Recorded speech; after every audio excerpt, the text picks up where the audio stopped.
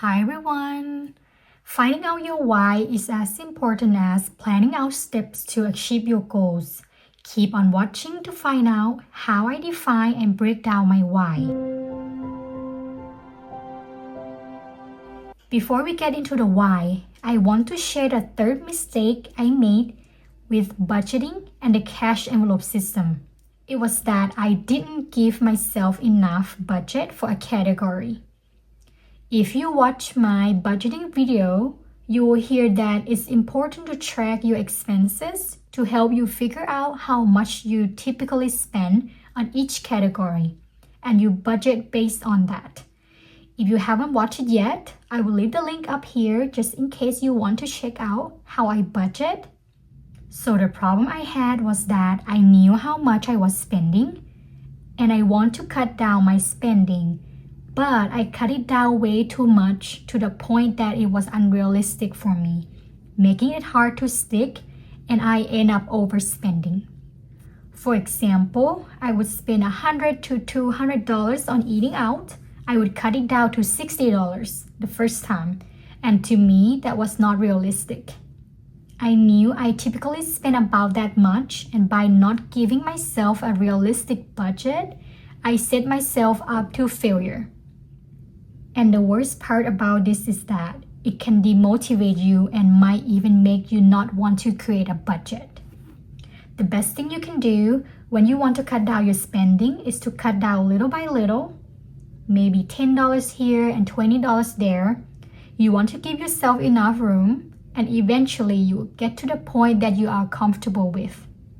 Have you done this before, where you cut down your budget way too much to the point that you break it? If you have, please let me know in the comment. How I discovered my why was not easy. And along the way, there were so many whys that I could think of, like I want to achieve financial freedom, I want to pay off my debt, I want to save money, and the list goes on and on. But those whys were not hitting me hard enough. You need to get to the point that you want to change. Then you will start to reflect and discover something that truly moves you and motivates you to change. And my why is simple, but it's something that's personal to me, and it makes me want to do something about it. You might wonder what that is. It's simply just that I'm sick and tired of this. I want to get out of this circle, because for the longest time, I felt like I was in a hamster wheel, going around in circle and going nowhere. I want to get out of it. I know that I can do better than this.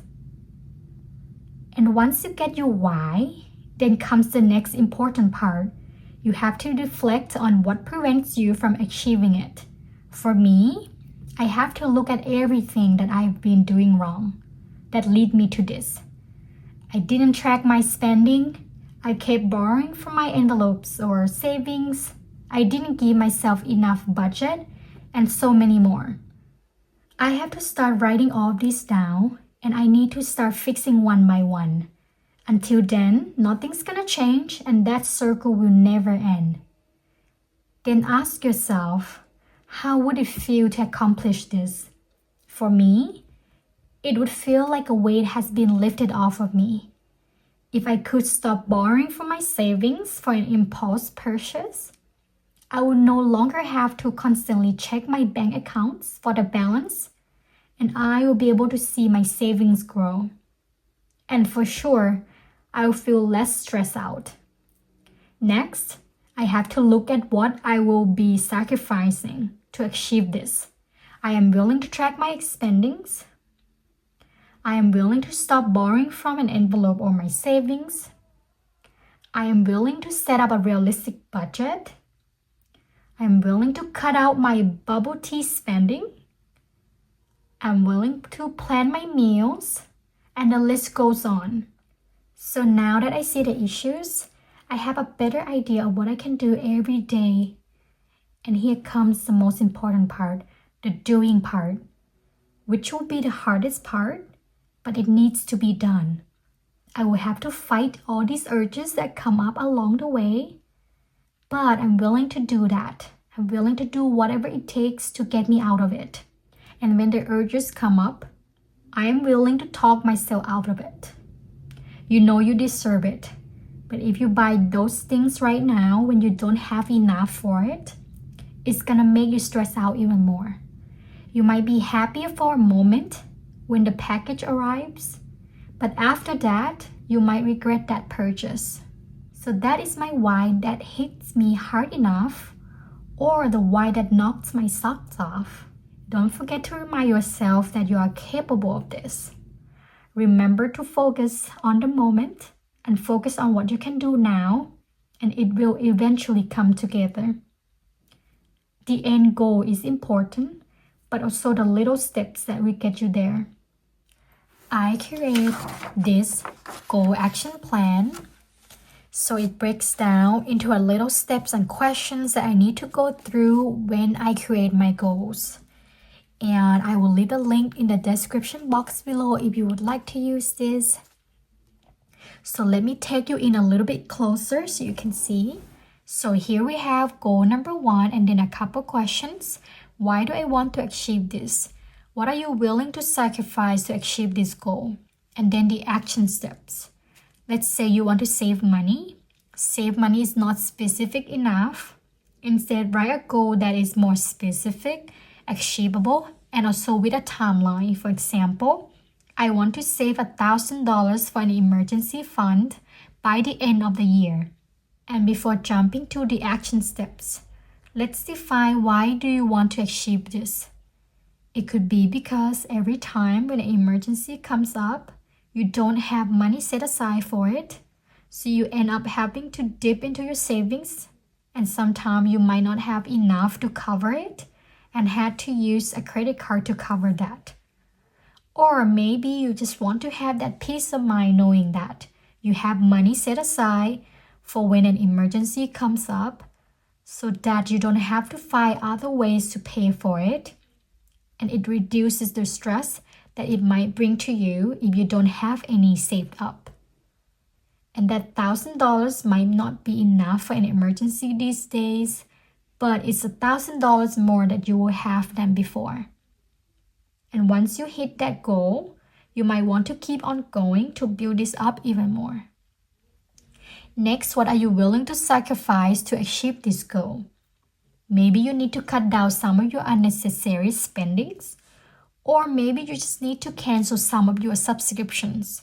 And next is the most important part, which is action steps. For this, it could be anything that is realistic to you. For example, set aside X amount of dollars each paycheck to your savings for an emergency fund, or set up a direct deposit that part of your paycheck will go to this account automatically, or cut down $5 on eating out and put that toward it. Do a low spend once every 2 months and put whatever left to your emergency fund, or work overtime an hour a week and put whatever you receive extra for the emergency. Whatever that feel right for you and realistic for you.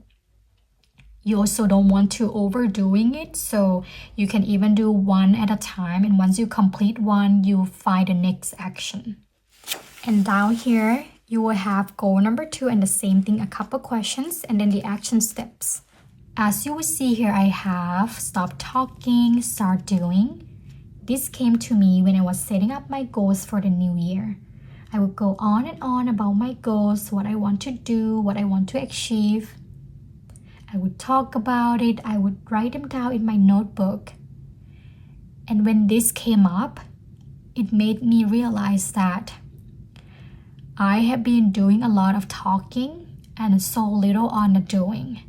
So this will be what I will carry with me this whole year. Yes, I can still talk about it, but this time I have to talk less and start doing more. Because unless you do something about it, nothing's gonna happen for you. Finding your why is so personal, so it's okay to take some time to reflect and identify one by one. Eventually, all of these will start to click and you will get the whole picture. You might not see it now, but once you step out of it, you will see it more and more every day. Be honest with yourself and have that hard conversation you might try to avoid. Find that strong reason that will help you get through this and make it happen. And that is it for today, everyone. I hope you enjoy and stay for the ride on the next video. Bye!